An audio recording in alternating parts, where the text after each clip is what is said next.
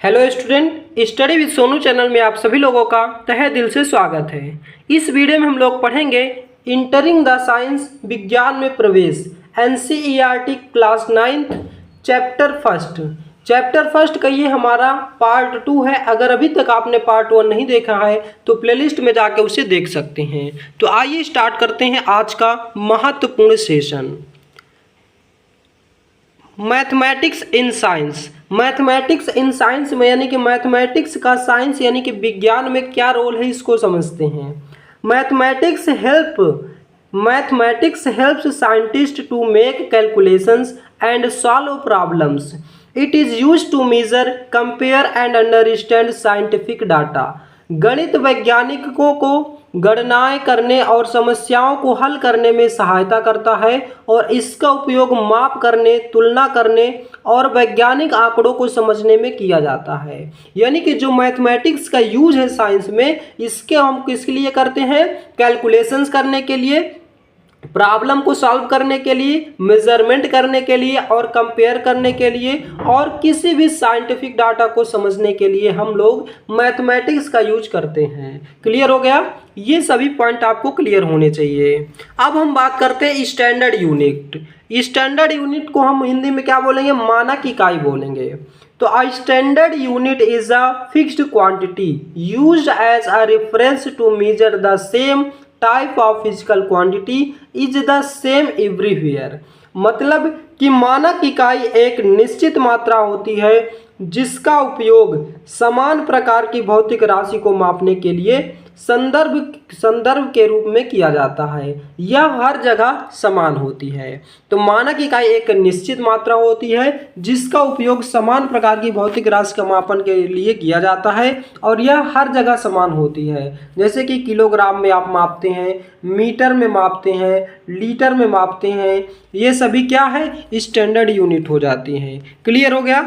अब हम बात करते हैं साइंटिफिक थ्योरी। साइंटिफिक थ्योरी यानी कि वैज्ञानिक सिद्धांत। क्या हिंदी में क्या होगी हेडिंग? वैज्ञानिक सिद्धांत। A scientific theory is a well-tested explanation. A scientific theory is a well-tested explanation of some aspect of the natural world based on the facts, observations and experiments.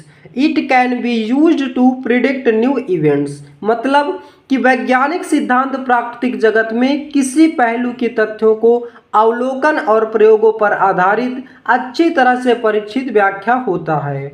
इसका उपयोग नई घटनाओं की भविष्यवाणी करने के लिए किया जाता है। मतलब साइंटिफिक थ्योरी मतलब कि जो वैज्ञानिक थ्योरी है, इसका सिद्धांत क्या है? इसका उपयोग क्या करते हैं? नई घटनाओं की भविष्यवाणी करने के लिए किया जाता है। जैसे कि आप मौसम का पूर्वानुमान लगा सकते हैं। जैसे कि आजकल गूगल में आप देखेंगे, पहले से ही आपको पता चल जाएगा कि आज बारिश होगी या नहीं। तो यहाँ मौसम के बारे में पूर्वानुमान लगा दिया जाता है। तेज धूप होगी कि नहीं, तापमान कितना रहेगा। तो ये सभी किसके अंतर्गत हम लोग जान जाते हैं? साइंटिफिक थ्योरी के अंतर्गत साइंटिस्ट क्या कर लेते हैं? इसका पता लगा लेते हैं। तो क्लियर हो गया होगा?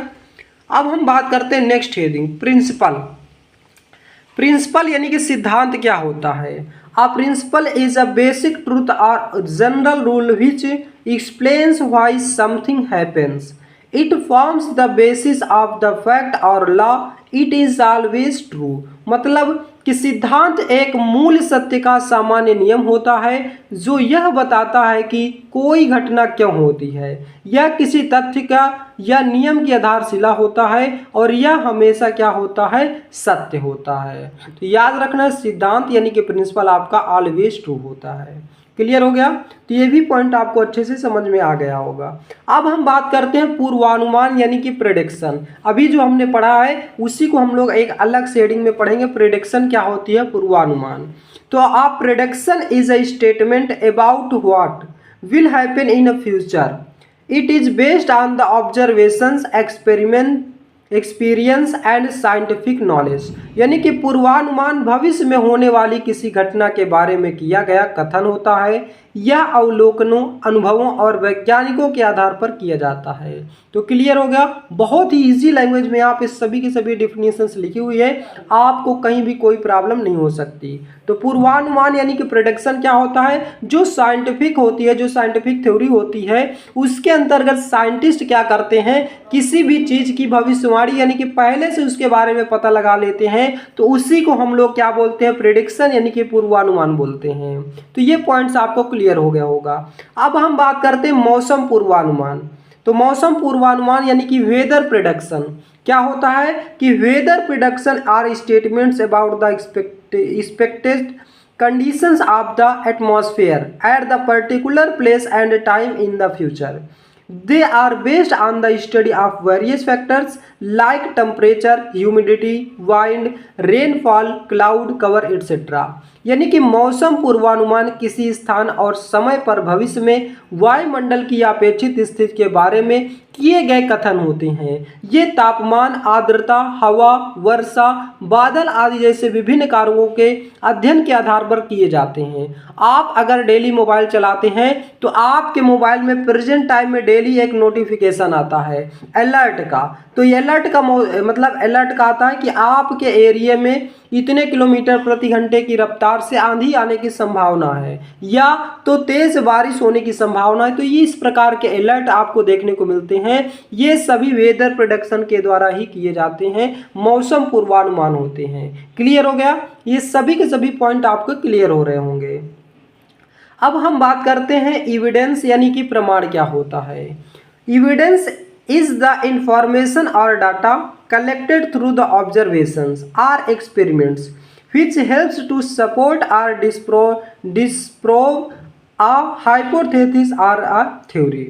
It must be reliable, repeatable and based on facts. मतलब कि प्रमाण वह जानकारी या आंकड़े होते हैं जो अवलोकनों या प्रयोगों के माध्यम से एकत्रित किए जाते हैं। ये किसी परिकल्पना या सिद्धांत या समर्थन या खंडन करने में सहायता करते हैं। प्रमाण विश्वसनीय, दोहराए जा सकने वाले तथ्यों पर आधारित होने चाहिए। क्लियर हो गया।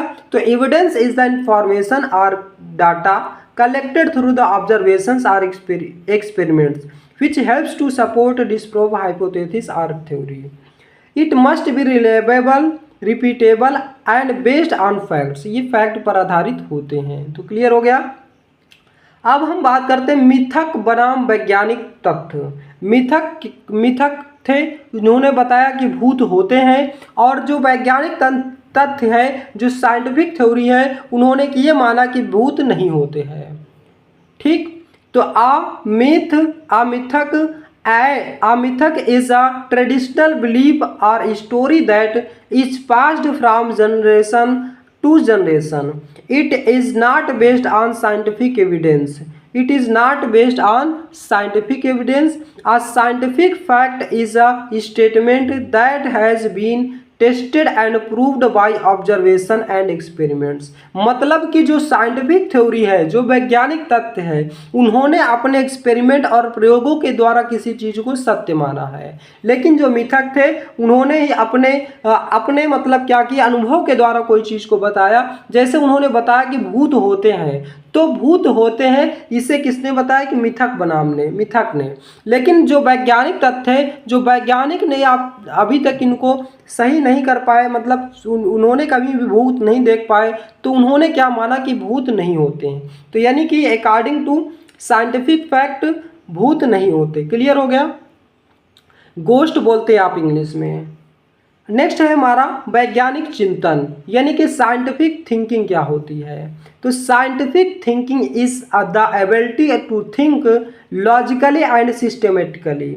It involves asking question, making observation, forming hypothesis, testing them and finding solution based on fact. It helps in understanding natural phenomena in better way. वैज्ञानिक चिंतन वह क्षमता होती है जिसमें हम तार्किक और व्यवस्थित तरीके से सोचते हैं, और इसमें प्रश्न पूछना, अवलोकन करना, परिकल्पना बनाना और उसे परीक्षण करना और तथ्यों पर आधार पर समाधान निकालना भी शामिल होते हैं। यह प्राकृतिक घटनाओं से बेहतर तरीके से समझने में सहायता करती है। तो क्लियर हो गया। तो ये सभी पॉइंट्स आपके क्लियर होने चाहिए। अब हम बात करते हैं एस्टिमेशन यानी कि अनुमान क्या होता है। तो estimation is an approximate calculation of a quantity without using exact measurements or calculation. It helps in getting a rough idea about the result. मतलब कि आप कुछ हद तक सॉल्व करते हैं, उसके बाद गेस्ट लगा लेते हैं, मतलब कि आप अनुमान लगा लेते हैं कि हाँ ये ऑप्शन सही हो जाएगा। तो उसी को हम लोग क्या बोलते हैं, एस्टिमेशन यानी कि अनुमान लगा लेते हैं। अनुमान किसी राशि का बिना सटीक माप या गणना किए गया लगभग हिसाब होता है। इसमें परिणाम का एक मोटी विचार प्राप्त करने में सहायक होता है। मतलब कि जो अनुमान यानी कि एस्टिमेशन आप लगाते हैं वो एक एग्जैक्ट वैल्यू नहीं होती है, वो उस वैल्यू के नज़दीक या इर्द गिर्द होती है, एग्जैक्ट वैल्यू नहीं होती। तो ये क्लियर हो गया होगा आपको एस्टिमेशन।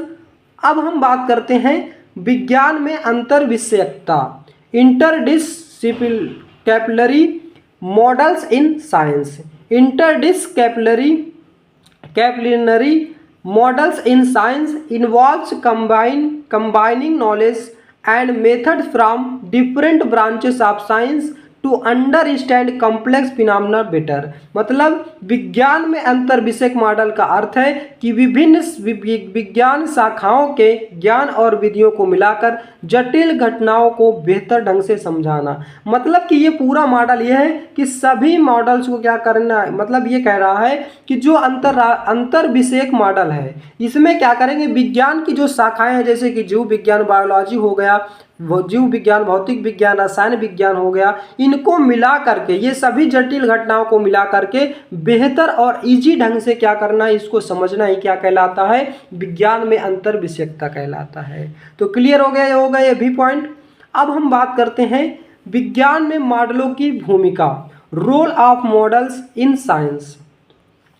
तो models in science are simplified representation of real object, process or systems. They help scientists in explain, understand, predict or communicate idea easily। मतलब कि विज्ञान में मॉडल एक वास्तविक वस्तुओं, प्रक्रियाओं या प्रणालियों के सरल रूप होते हैं। जैसे कि मतलब इसको क्या करते हैं, बहुत इजी वे में एक्सप्लेन करते हैं।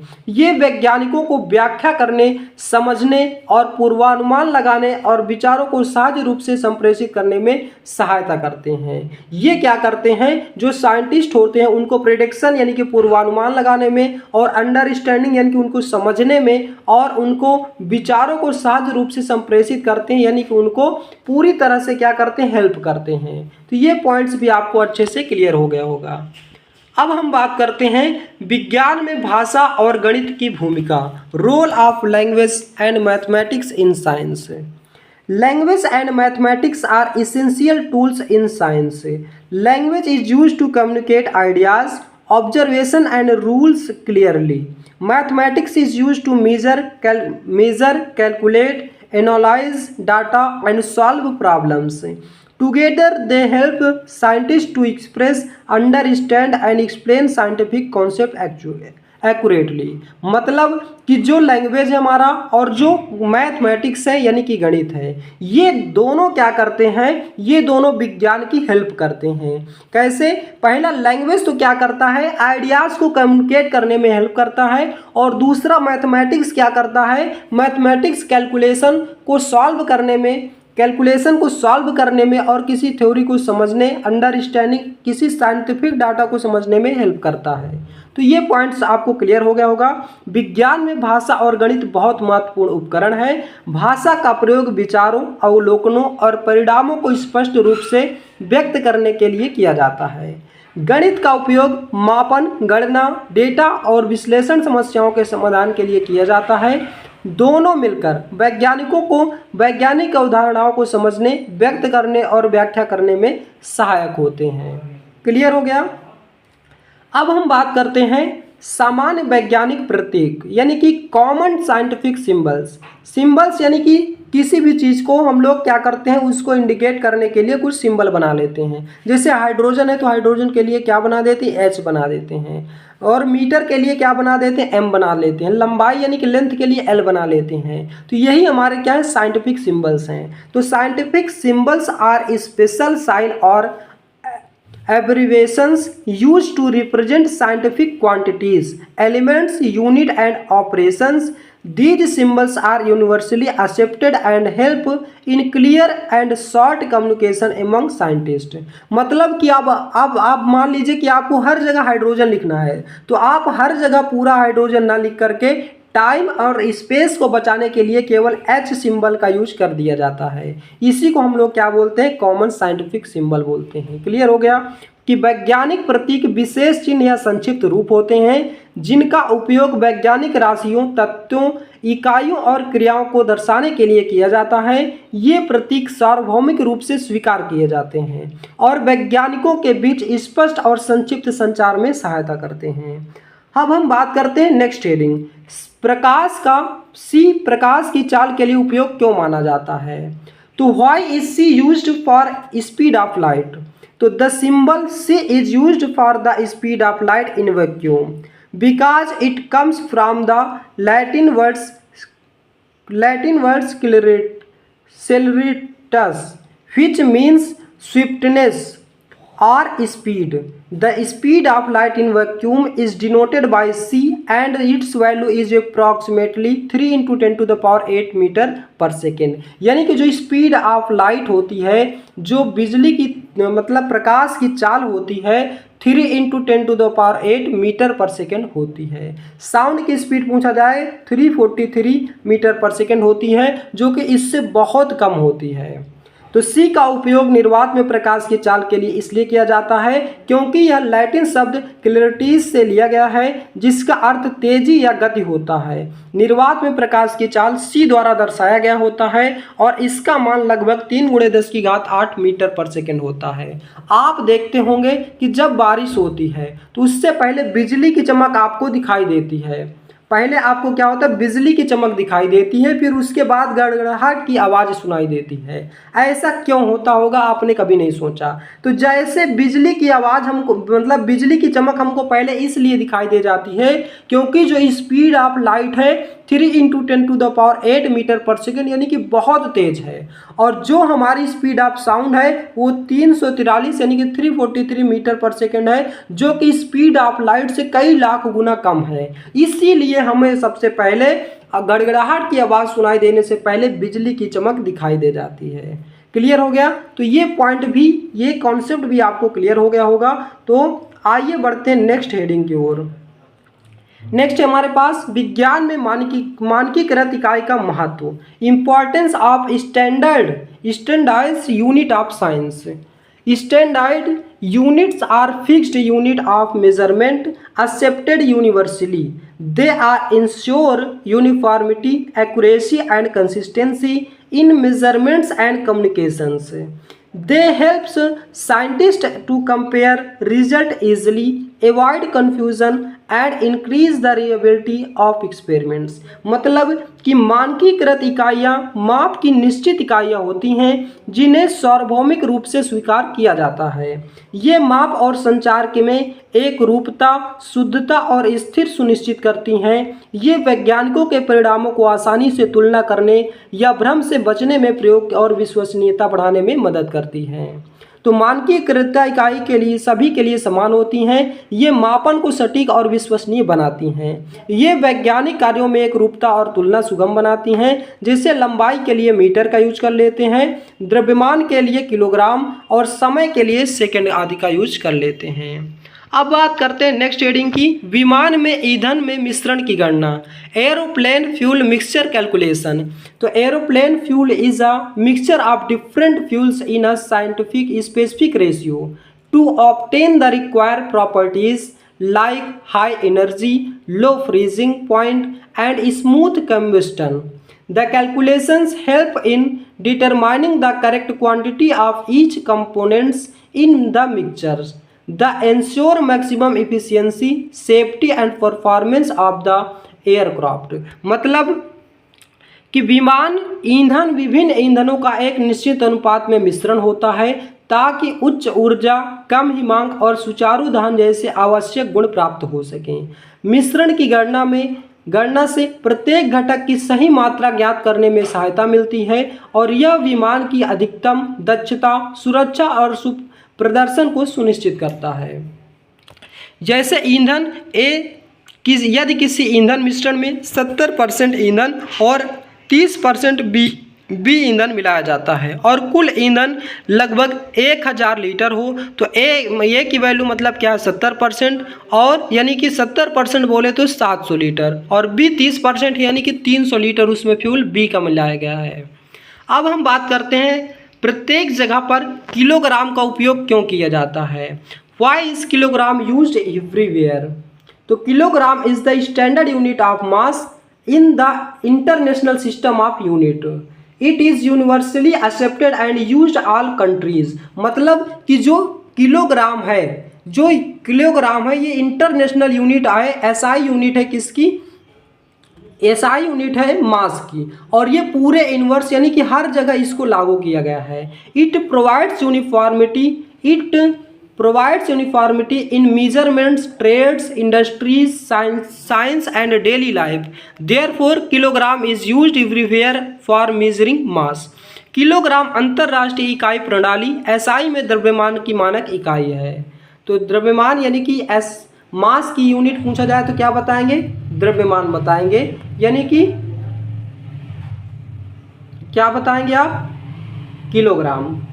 इससे सभी देशों में सार्वभौमिक रूप से स्वीकार किया गया है। यह माप में एक रूपता प्रदान करती है और व्यापार, उद्योग, विज्ञान तथा दैनिक जीवन में सहायता करती है। इसीलिए द्रव्यमान मापने के लिए किलोग्राम का उपयोग हर जगह किया जाता है। नेक्स्ट पॉइंट है हमारा विज्ञान में सिद्धांत और नियम, laws, theories and principle in science. तो प्रिंसिपल क्या होता है, principle a basic truth or general statement that explains a natural phenomena, जैसे कि principle of conservation of energy, ये हमें क्या बोलते हैं, इसे प्रिंसिपल बोलते हैं। लॉ यानी कि नियम क्या होते हैं, a statement based on repeated observation and experiment, यानी कि it tells what happens. Example law of gravitation. Theory क्या होती है, a well tested explanation of natural phenomena. It tells why it happens, मतलब क्यों ऐसा हो रहा है। एग्जाम्पल जैसे कि एटॉमिक थ्योरी। तो सिद्धांत क्या है, प्राकृतिक घटनाओं की व्याख्या करने वाला मूल सत्य और सामान्य कथन होता है। नियम क्या होता है, बार बार अवलोकनों और प्रयोगों पर आधारित कथन जो बताता है कि क्या होता है। और सिद्धांत यानी कि थ्योरी क्या होती है, कि प्राकृतिक घटनाओं की अच्छी तरह से जांच की गई व्याख्या जो बताती है कि क्यों होता है। तो ये पॉइंट्स आपको याद रखना है। शॉर्ट में आप याद रख सकते हैं कि सिद्धांत क्या होता है, प्राकृतिक घटनाओं का मूल सत्य होता है। नियम यह बताता है कि कोई घटना क्यों होती है और क्या होता है, और थ्योरी बताती है कि वो क्या होती है। तो ये था हमारा दोस्तों क्लास 9th का चैप्टर यहीं पे समाप्त होता है। नेक्स्ट वीडियो में हम लोग क्या करेंगे, इसके MCQ यानी कि ऑब्जेक्टिव टाइप क्वेश्चन को सॉल्व करेंगे और मोस्ट इम्पॉर्टेंट क्वेश्चन यहाँ से आपके एग्जाम में क्या बन सकते हैं उसको भी हम लोग समझेंगे। तो आज का वीडियो आपको कैसा लगा, इसका जवाब आप हमें कमेंट बॉक्स में दें। यदि आप हमारे चैनल पर नए हैं तो चैनल को सब्सक्राइब करें, वीडियो को लाइक करें और ज़्यादा से ज़्यादा शेयर करें। आज का वीडियो बस यहीं तक, मिलते हैं नेक्स्ट वीडियो में। जय हिंद, जय भारत।